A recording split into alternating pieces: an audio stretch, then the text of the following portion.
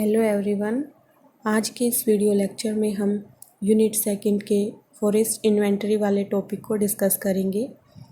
आज हम forest inventory and enumeration sampling वगैरह को डिस्कस करेंगे। ये हमारा सिलेबस है फॉरेस्ट्री ऑप्शनल का। इसमें यूनिट फर्स्ट को हम डिस्कस कर चुके हैं एंड इसके ऑब्जेक्टिव टाइप क्वेश्चंस को भी सॉल्व कर चुके हैं। एंड यूनिट सेकंड में यहाँ जो येलो कलर से हाईलाइटेड पार्ट है इसको हम डिस्कस कर चुके हैं और आज हम डिस्कस करेंगे यहाँ पे forest inventory, enumeration and sampling design, stand structure, growth and stand density को, इसके साथ ही कैनोपी डेंसिटी को। फॉरेस्ट इन्वेंटरी हमारा टॉपिक है आज का। सबसे पहले हम डेफिनेशन देखेंगे फॉरेस्ट इन्वेंटरी क्या है। फॉरेस्ट इन्वेंटरी एक रिलायबल सोर्स है जो टेबुलर फॉर्म में यहाँ पे इंफॉर्मेशन होती है ट्री के बारे में। सेटिस्फैक्ट्री ट्री इंफॉर्मेशन होती है यहाँ पे related to the required unit, respective unit and assessment in hierarchic order में। क्यों ज़रूरत होती है हमें फॉरेस्ट इन्वेंटरी की? यहाँ पे जो फॉरेस्ट प्रोड्यूस है जो सेल किया जाना है उसकी वैल्यू को असेस करने के लिए हमें फॉरेस्ट इन्वेंटरी की आवश्यकता होती है। यहाँ पे फॉरेस्ट इन्वेंटरी से हमें जो आवश्यक सूचनाएं हैं वो यहाँ पे मिल जाती हैं जिससे हमारे लिए ये वैल्यू को असेस करना आसान हो जाता है। अब हम देखेंगे इनुमरेशन क्या है। इनुमरेशन से यहाँ हमारा मीन है काउंटिंग सिंगली और टुगेदर ऑफ इंडिविजुअल या फिर वन और मोर स्पीसीज हैं उनकी काउंटिंग से मतलब है यहाँ इनुमरेशन का। इस तरीके से हमने फॉरेस्ट इन्वेंटरी की डेफिनेशन देखी और इनुमरेशन के बारे में जाना है। अब हम देखेंगे ऑब्जेक्ट क्या है यहाँ पे। जो मेन ऑब्जेक्ट है यहाँ पे फॉरेस्ट इन्वेंटरी का ये कि डिटरमाइन करना वॉल्यूम टिम्बर का जो कि फॉरेस्ट में ग्रो किया गया है और यहाँ पे यील्ड को डिटरमाइन करना। यहाँ जो भी वैल्यूबल इंफॉर्मेशन हमें प्राप्त होती है उसकी हेल्प से ये ऑब्जेक्ट कंप्लीट किया जाता है। एंड अब दिए गए हैं टाइप्स यहाँ पे इनुमरेशन के। टोटल और कंप्लीट इनुमरेशन होता है एक, और एक होता है पार्शियल इनुमरेशन। जो टोटल या कंप्लीट है इसमें जो पूरी यहाँ पे जो टिम्बर है या फिर जो भी प्रोड्यूस है उसके पूरे की काउंटिंग की जाती है, जबकि जो पार्शियल इनुमरेशन है उसमें सैंपल लिए जाते हैं और उन्हीं की काउंटिंग की जाती है। इसको सैम्पलिंग भी कहते हैं पार्शियल इनुमरेशन को। अब नेक्स्ट हम देखेंगे factors deciding the choice of kind of enumeration. यहाँ पे ये डिसाइड करने के लिए कि इनमें से कौन से टाइप का इनुमरेशन यहाँ किया जाए, कंप्लीट या फिर पार्शियल। कुछ फैक्टर्स हैं जिनकी हेल्प से यहाँ पे चूज़ किया जाता है कि कौन सा इनुमरेशन यहाँ किया जाना चाहिए। सबसे पहले है एरिया। एरिया देखते हैं पहले कि कितना एरिया है, उसके अकॉर्डिंग यहाँ पे देखते हैं। अगर लार्ज एरिया है तो वहाँ पे सैम्पलिंग वगैरह से करते हैं एंड अगर एरिया छोटा है तो यहाँ पे कंप्लीट इनुमरेशन किया जाता है। आगे है variation in composition and density of the forest. Forest कितना डेंस है इस पे भी डिपेंड करता है ये इनुमरेशन। उसके बाद है मैनेजमेंट की इंटेंसिटी। अगर इंटेंसिटी से मैनेजमेंट किया जाए अगर कंप्लीट इनुमरेशन करेंगे तो हमें ज़्यादा इंटेंसिटी से मैनेजमेंट को देखना पड़ेगा। उस पर भी डिपेंड करता है। उसके साथ ही एक्यूरेसी की डिग्री रिक्वायर है। अगर ज़्यादा एक्यूरेसी चाहिए तो हमें उस अकॉर्डिंग देखना पड़ेगा कि इनुमरेशन किस टाइप से किया जाए। एंड लेबर अगर अवेलेबल है और टाइम भी अवेलेबल है और फंड वगैरह भी अवेलेबल हैं तो उसके अकॉर्डिंग देखा जाता है कि किस टाइप का इनुमरेशन यहाँ किया जाए। इस तरीके से हमने देखा कि कौन से फैक्टर हैं जिनसे इनुमरेशन किस टाइप का हम करें इसकी चॉइस को डिसाइड किया जाता है। इसके बाद हम देखेंगे advantage of sampling. So sampling करने के क्या एडवांटेज हैं।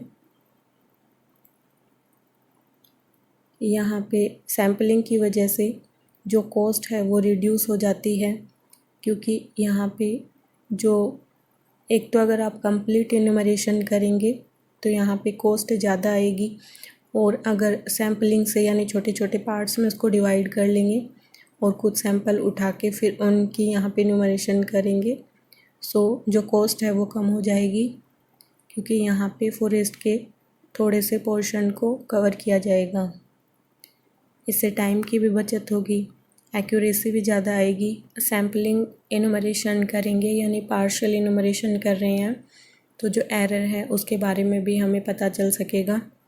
एंड जो सैम्पलिंग है इसका काफ़ी स्कोप है, डाइवर्स फील्ड में इसके काफ़ी एप्लीकेशन हैं। सो इस तरीके से हमने देखा कि क्या एडवांटेज हैं यहाँ पे सैम्पलिंग के। अब हम देखेंगे काइंड ऑफ सैम्पलिंग या सैम्पलिंग के डिज़ाइन। सो सैम्पलिंग डिज़ाइन से हमारा मेन है कि जो सैम्पलिंग की प्रोसेस है उसको अलग अलग तरीके से कैसे किया जाता है। सो सैम्पलिंग डिज़ाइन में डिसाइड किया जाता है कि हाउ टू लोकेट प्लॉट्स, या तो रैंडम लेआउट से या फिर सिस्टमेटिक तरीके से।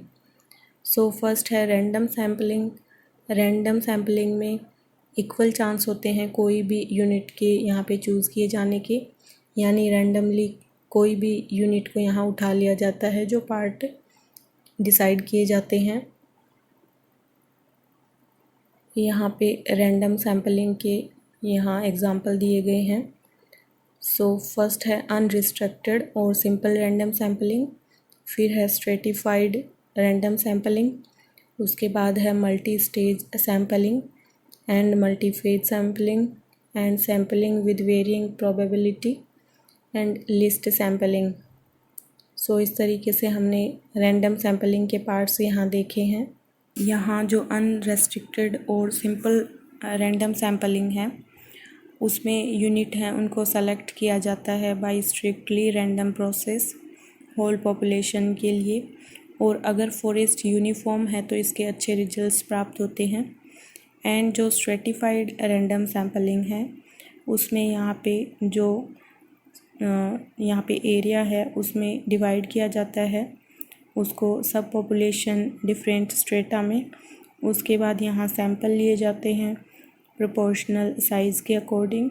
सो यहाँ पे हेट्रोजेनस कंपोजिशन वाले फॉरेस्ट जैसे कि नेचुरल फॉरेस्ट होते हैं उनके लिए ये सैम्पलिंग की जाती है stratified random sampling. And next है multi stage sampling. So multi stage sampling में क्या करते हैं कि पहले किसी एरिया के कुछ पार्ट को ले लेते हैं, जैसे ये हमारा एरिया है लार्ज एरिया, इसको पार्ट्स में डिवाइड कर लिया। अब ये वाला पॉइंट ये सेलेक्ट कर लेंगे, ये वाला सेलेक्ट कर लेंगे एंड नेक्स्ट ये सेलेक्ट कर लेंगे। एंड उसके बाद जैसे नेक्स्ट स्टेज में लेंगे तो इससे कम सैंपल वहाँ लेंगे, फिर नेक्स्ट स्टेज आएगी उसमें और भी कम सैंपल लेंगे, यानी जो सैंपल नंबर है वो यहाँ रिड्यूस होता जाएगा मल्टी स्टेज सैम्पलिंग में। नेक्स्ट है मल्टीफेज सैम्पलिंग। सो जो मल्टीफेज सैम्पलिंग है उसमें सेम सैंपल को लिया जाता है और डिफरेंट फेज में उसको स्टडी किया जाता है। नेक्स्ट है सैम्पलिंग विद वेरिइंग प्रोबेबिलिटी। सो यहाँ पे ये मॉडिफाइड सैम्पलिंग का एग्जांपल है और जो पॉइंट सैम्पलिंग है वो इसी के अंडर आती है।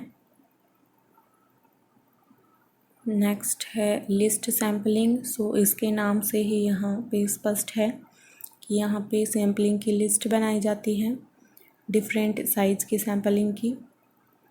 एंड इसके बाद हम देखेंगे नॉन रैंडम सैम्पलिंग। सो यहाँ पे हमने डिस्कस कर चुके हैं अब रैंडम सैम्पलिंग को, और नेक्स्ट चलेंगे नॉन रैंडम सैम्पलिंग पे। सो अब हम डिस्कस करेंगे नॉन रैंडम सैम्पलिंग को। यहाँ पे फर्स्ट है सेलेक्टिव सैम्पलिंग, फिर है सिस्टमेटिक सैम्पलिंग, उसके बाद है सिक्वेंशियल सैम्पलिंग।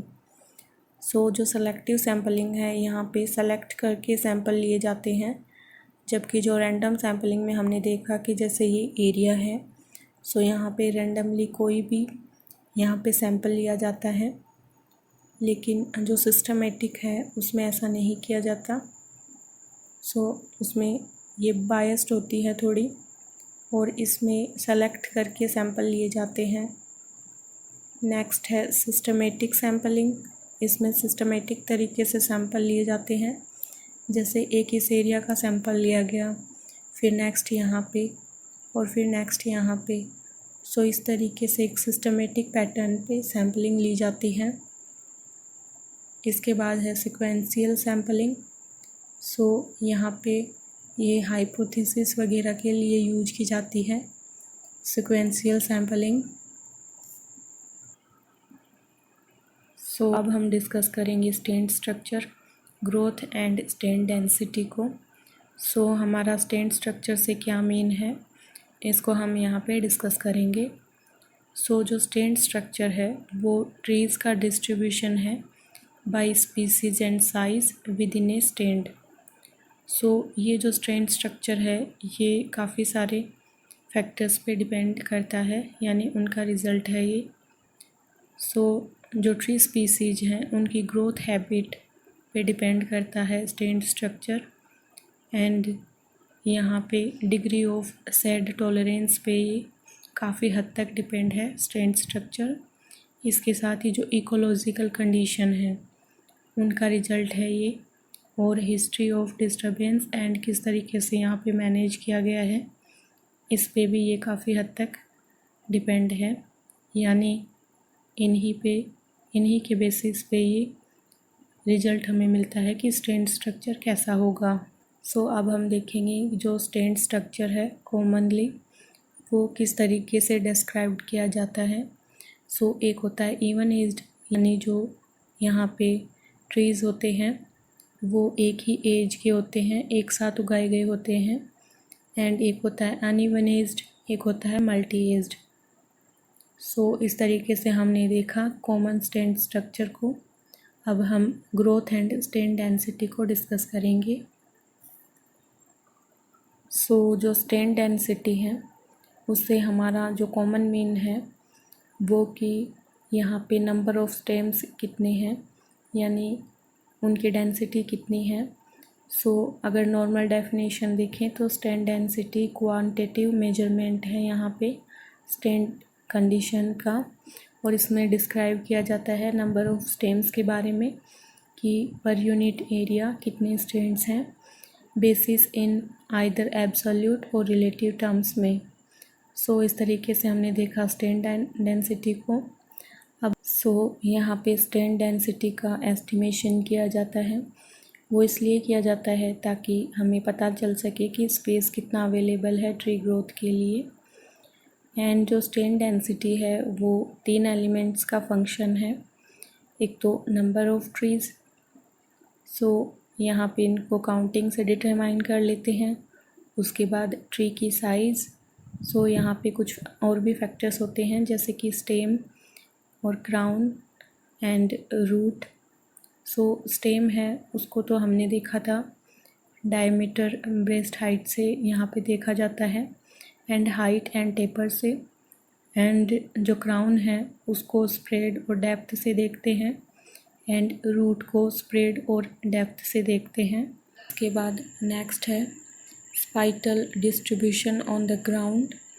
सो ये है कि किस तरीके से यहाँ पे डिस्ट्रीब्यूशन है। यहाँ पे स्क्वायर और ट्राइंगुलर स्पेसिंग को एज्यूम किया जाता है जनरली। सो इस तरीके से हमने स्टैंड डेंसिटी के बारे में देखा है। एंड अब हम देखेंगे कैनोपी डेंसिटी। सो कैनोपी से हमारा क्या मीन है, कैनोपी के बारे में हम पहले भी डिस्कस कर चुके हैं।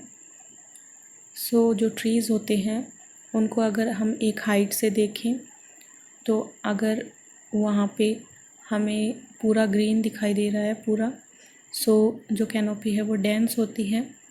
और अगर हमें नीचे का जो एरिया है यानी जो लैंड है वो हमें दिखाई दे रही है यहाँ पे, सो वो पार्शियल कैनोपी डेंसिटी होती है वहाँ पे। सो कैनोपी डेंसिटी की डेफिनेशन यहाँ दी गई है। Canopy density refers to the proportion of an area in the field and ground जिसको कवर किया गया है क्राउन ऑफ ट्रीज से and is expressed in percentage of the total area. So इस तरीके से जैसे ट्रीज़ हैं, सो ट्रीज़ के जो क्राउन हैं उनके द्वारा कवर कर लिया गया जो एरिया है वो कहलाता है कैनोपी डेंसिटी।